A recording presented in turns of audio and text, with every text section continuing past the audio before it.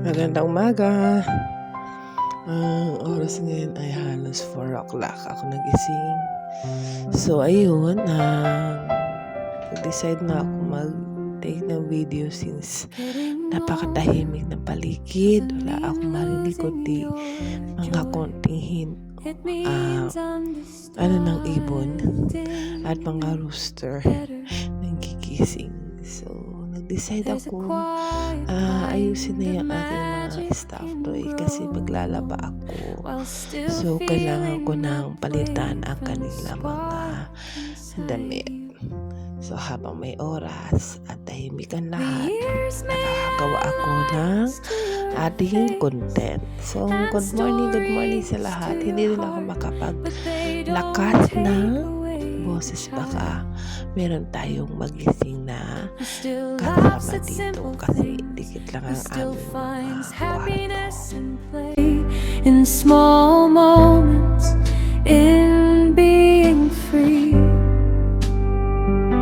your inner child is not something you... Kailangan na rin nila kasi palitan ng mga damit at malikabok na.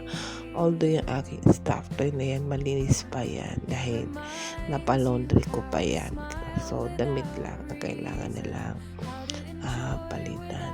Sa mga hindi nakakakilala sa akin, mas nakaka-enjoy akong makasama ang stuffed toy kesa sa mga manika o mga Barbie doll kahit nung maliit ako. Kasi takot talaga ako sa mga manika. O baka kasi ginawa rin pala ako sa akin. Kaya dala-dala ko up to now. Hindi ko kayang yung matagal na may manika sa loob ng kwarto. Tapos doon ako matutulog. Feeling ko sinusundan ako ng tingin. Not like stuffed toy. They're very cute. They're very fluffy.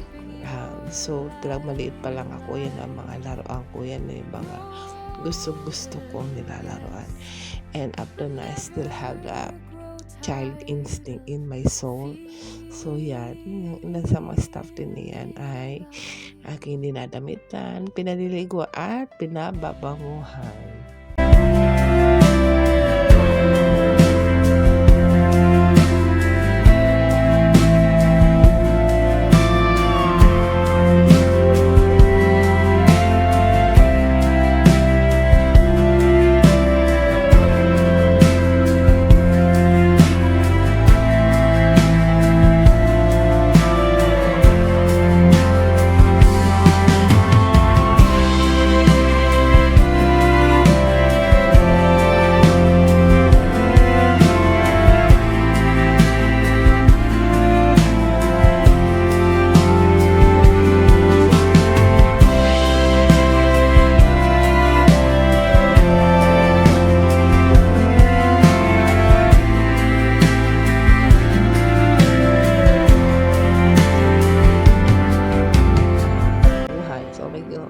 Takot tayo sa manika.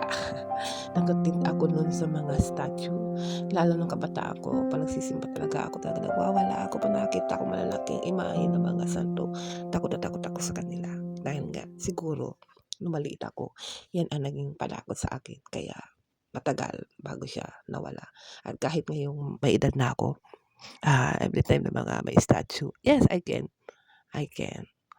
touch, but I cannot stay sobrang long doon lang sa isang lugar. Tapos ako lang mag-isa, hindi.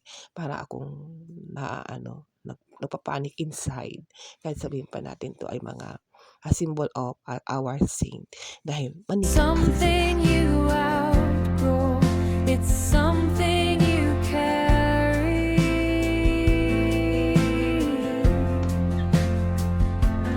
It reminds you how to smile without reason, how to enjoy without guilt, and how to live without overthinking everything.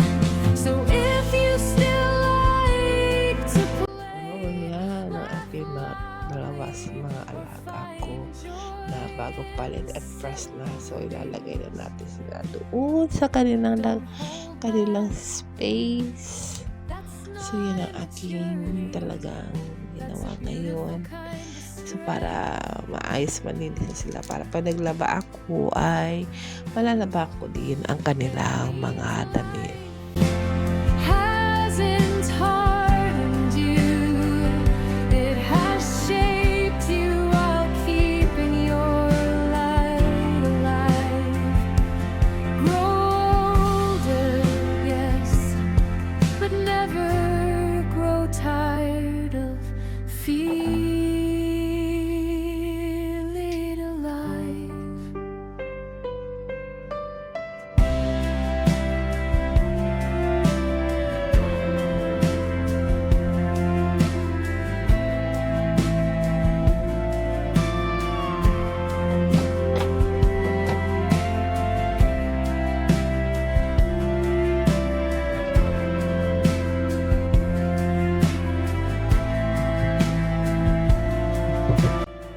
So, sa muli, magandang umaga sa lahat.